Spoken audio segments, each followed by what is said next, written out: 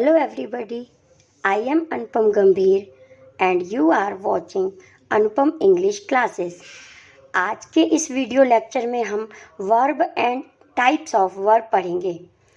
पिछले वीडियो में हमने व्हाट इज अ टेंस पढ़ा था।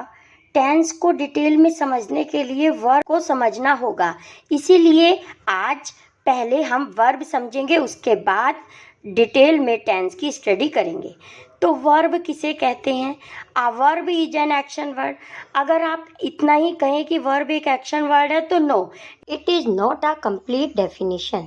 तो वर्ब क्या है? A verb is an important part of an English question और सेंटेंस। किसी भी क्वेश्चन और इंग्लिश के सेंटेंस को कंप्लीट करने के लिए वर्ब का होना जरूरी है।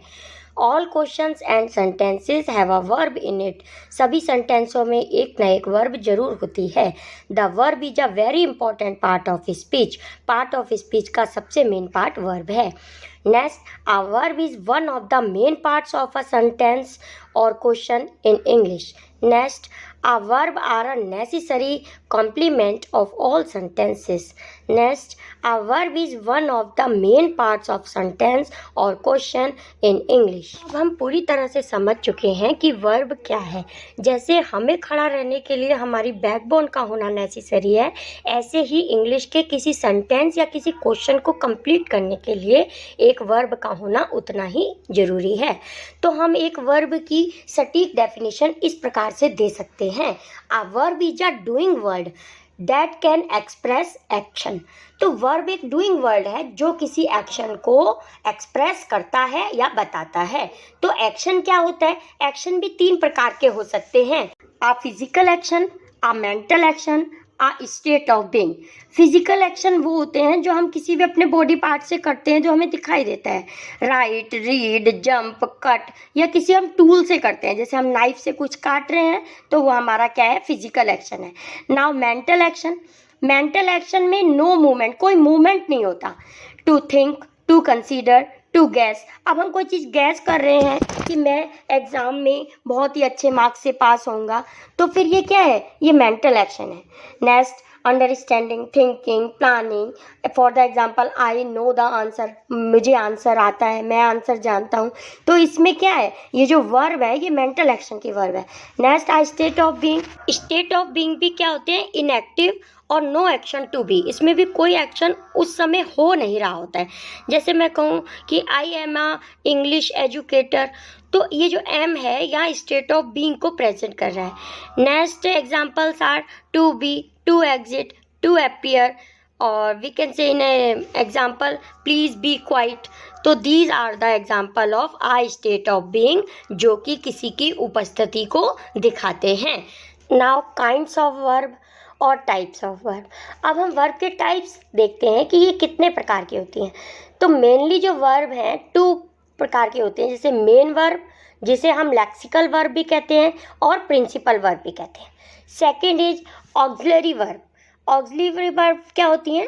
दे are use together with the main verb, जो कि मेन वर्ब के साथ ही यूज होती हैं। They have no meaning by themselves, tells us time.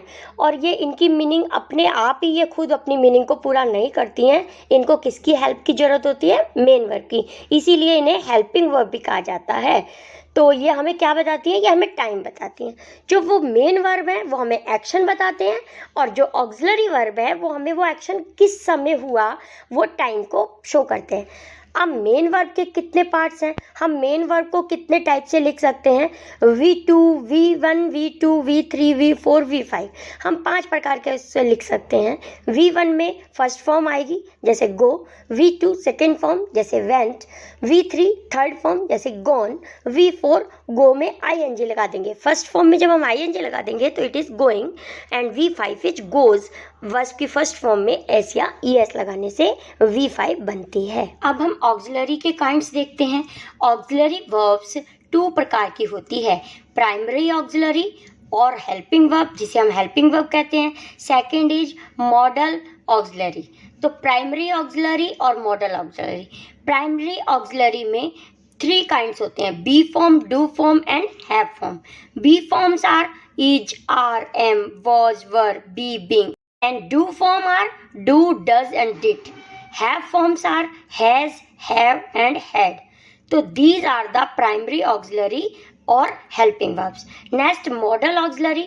Models में वो सारे मॉडल्स आ जाते हैं जैसे will, shall, may, might, would, should, can, could, must, ought to, need to. तो आपने देखा ऑक्सिलरी वर्ब के 2 ही काइंड्स होते हैं, प्राइमरी ऑक्सिलरी, मॉडल ऑक्सिलरी. लेकिन मेन वर्ब, लेक्सिकल वर्ब या जिसे प्रिंसिपल वर्ब भी कहते हैं, उसके 9 पार्ट्स होते हैं जिनको हम शॉर्ट में समझेंगे. तो बच्चों यहाँ पर हम वर्ब को शॉर्ट में इसलिए समझ रहे हैं क्योंकि वर्ब केवल हम टेंस पढ़ने वाले हैं, तो टेंस को पढ़ने से पहले वर्ब को समझना जरूरी है. अब हम डीपली अगर उसके हम डिफाइन लिखें और डिफाइन आपको बताएं तो उसका कोई फ़ायदा नहीं है. सिर्फ आपको ये समझना है कि वर्ब कौन सी होती हैं, मेन कौन सी होती हैं, ऑक्सिलरी कौन सी हैं और मेन वर्ब के कौन से पार्ट हैं जो हम टेंसों में यूज करते हैं.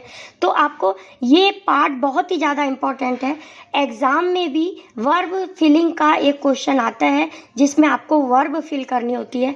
अगर आप ये चैप्टर को, इस वर्ब की वीडियो लेक्चर को ध्यान से पढ़ते हैं तो आपका एक क्वेश्चन वर्ब फिलिंग वाला क्वेश्चन जो एग्जाम में 9th, 10th, 11th और 12th में आता है वो आप कंप्लीट कर सकते हैं. अब हम मेन वर्ब के टाइप्स को देखते हैं. तो बच्चों मेन वर्ब के 9 टाइप्स होते हैं. Transitive, intransitive, regular, irregular, dynamic, stative, finites, non finites and phrasal verb. तो यहाँ हम टेंस से स्टार्ट करने वाले हैं इसलिए वर्ब को पढ़ रहे हैं. तो यहाँ हम पूरी डिफाइन उसकी नहीं पढ़ेंगे, शॉर्ट में देखते हैं ट्रांजिटिव क्या होता है. ट्रांजिटिव और इंट्रांजिटिव. ट्रांजिटिव वर्ब वह होती हैं दैट टेक्स डायरेक्ट ऑब्जेक्ट, जिसमें ऑब्जेक्ट की जरूरत होती है, जिसे हम हिंदी में सकर्मक क्रिया कहते हैं, जिसके साथ कर्म आता है. फॉर द एग्जाम्पल, आई सा अ बिगर ऑन द पेवमेंट. मैंने एक भिखारी फुटपाथ, पेवमेंट मतलब फुटपाथ पर एक भिखारी देखा. तो यहाँ है जिस वर्ब से क्या किसको करके कोई क्वेश्चन निकलता है तो वो ट्रांजिटिव वर्ब होती है, यानी कि जिसमें ऑब्जेक्ट की नीड होती है वो ट्रांजिटिव वर्ब्स होती हैं. इंट्रांजिटिव क्या होता है? It does not take direct object. इसमें ऑब्जेक्ट की नीड नहीं होती.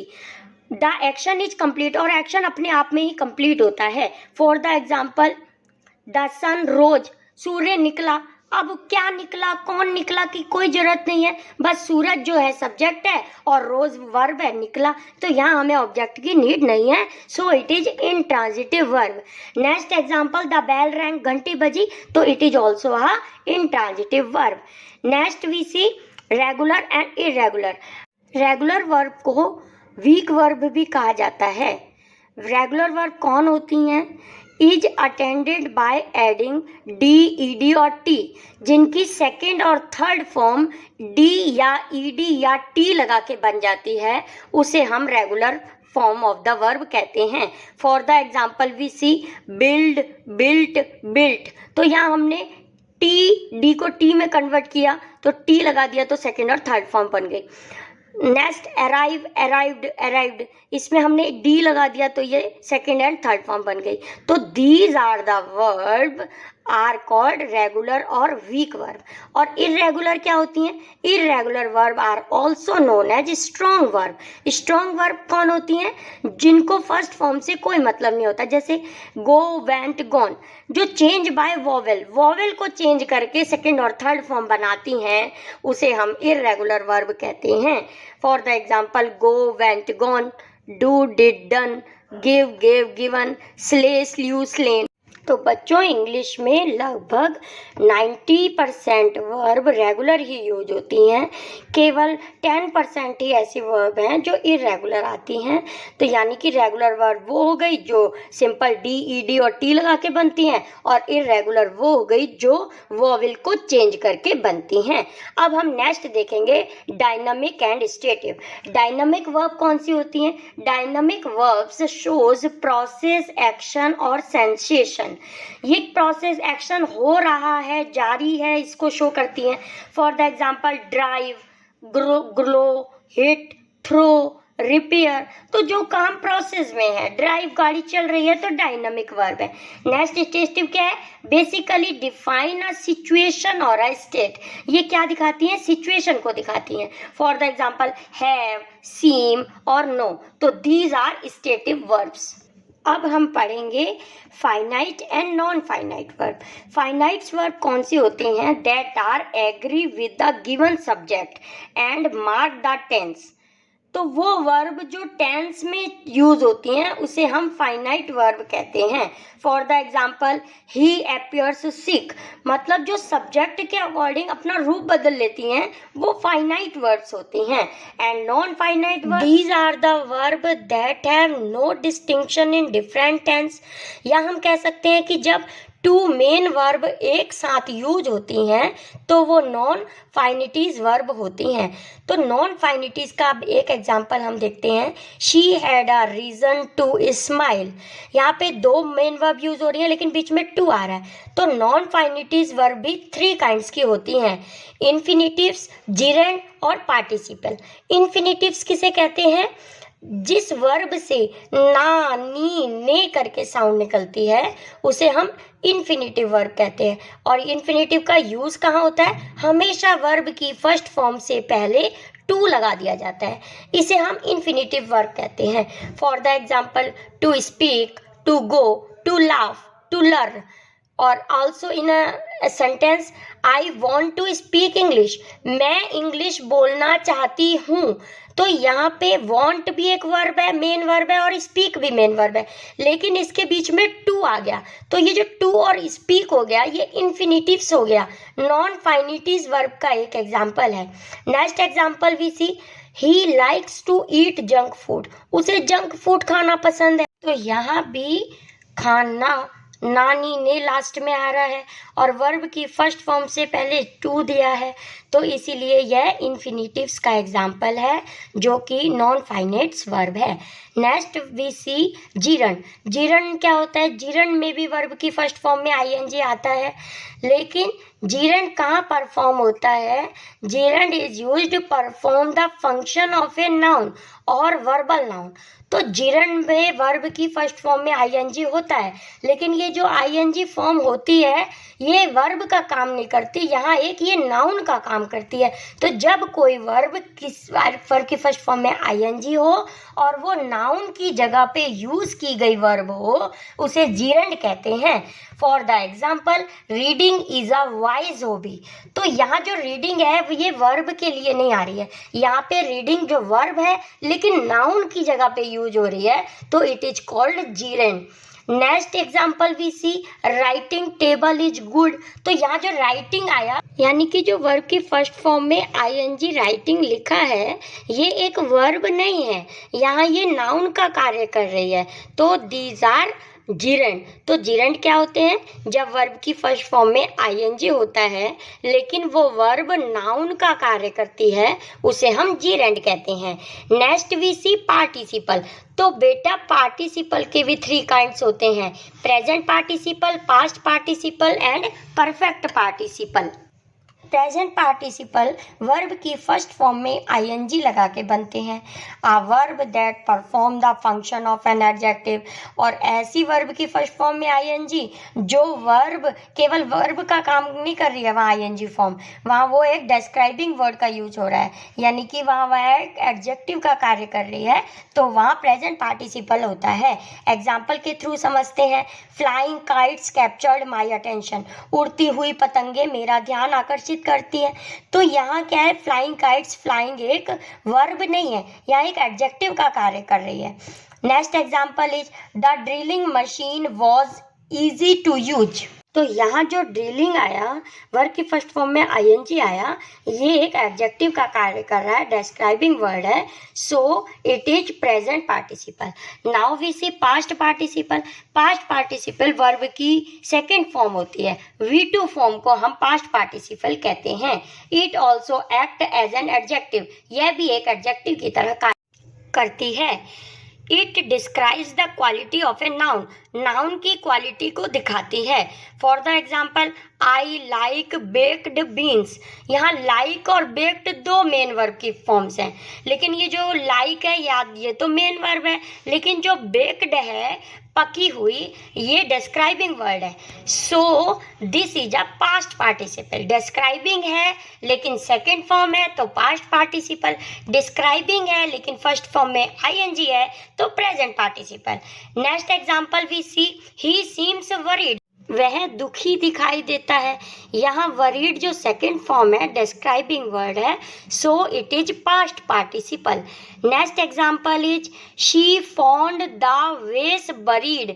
या ये जो बरीड यानी कि बेकार की चीज डिस्क्राइबिंग वर्ड है और वर्ब की सेकंड फॉर्म है, so it is past participle. Now we see perfect participle. Perfect participle having plus third form, यहाँ हैविंग प्लस थर्ड फॉर्म या having been plus third form का यूज होता है। So we can say it is perfect participle. Represent an action as having been completed at same time in past. किसी पहले के समय हमारा जो कोई काम कंप्लीट हो गया है और हैविंग और थर्ड फॉर्म आई है, तो वहाँ हम कहेंगे कि ये परफेक्ट पार्टिसिपल यूज हुआ है। For the example, having missed the bus I decided to take the metro. Having missed the bus, bus को डिस्क्राइब कर रहा है और आईएनजी फॉर्म हैव के साथ, आईएनजी फॉर्म के साथ थर्ड फॉर्म भी है, तो यहाँ हम कहेंगे this is perfect participle. Now we see another example, having lost 3 matches in a row. Line से तीनों मैच हार जाने पर the team did not want to play the next tournament. Team ने अगले टूर्नामेंट में खेलना नहीं चाहा। तो यहाँ जो हैविंग के साथ लॉस्ट आया है, तो यहाँ परफेक्ट पार्टिसिपल का यूज हुआ है। Now we see verb, main verb का 9th पार्ट। मेन वर्ब का 9th पार्ट क्या है? Phrasal verb. फ्रेजल वर्ब किसे कहते हैं? Phrasal verbs are made up of more than one word, यानी कि वन मेन वर्ब है, साथ में कोई प्रेपोजिशन है, कोई वर्ड है, तो उसे हम फ्रेजल वर्ब कहेंगे। तो फ्रेजल वर्ब में प्रेपोजिशन का भी यूज होता है। For the example, the thief broke into the house. यहाँ ब्रॉक मेन वर्ब है और इनटू एक प्रेपोजिशन है, so this is a phrasal verb. Next sentence, the team dropped back to the last place. यहाँ dropped और back एक verb भी है और प्रेपोजिशन भी है, so it is the example of phrasal verb. तो स्टूडेंट्स, यहाँ पे हम वर्ब किसे कहते हैं, क्या टाइप्स होते हैं, कितने होते हैं, और वर्ब को सेंटेंस में कैसे यूज करना है, कैसे समझना है कि इस फिल इन द ब्लैंक्स में कौन सी वर्ब हम यूज करें। आपको एग्ज़ामों में एक क्वेश्चन ज़रूर आएगा जो कि वर्ब फिल करने का होगा, तो वहाँ ये वीडियो लेक्चर आपके बहुत काम आने वाला है, क्योंकि नेक्स्ट वीडियो लेक्चर में हम टेंस स्टार्ट करने वाले हैं। तो टेंस में वर्ब का इम्पॉर्टेंट रोल होता है, इसीलिए इस पार्ट को समझना बेहद आवश्यक था। नेक्स्ट वीडियो लेक्चर में हम आपसे मिलते हैं जहाँ पे हम टेंस स्टार्ट करेंगे। सो मिलते हैं नेक्स्ट वीडियो में। Thank you so much for watching. Bye.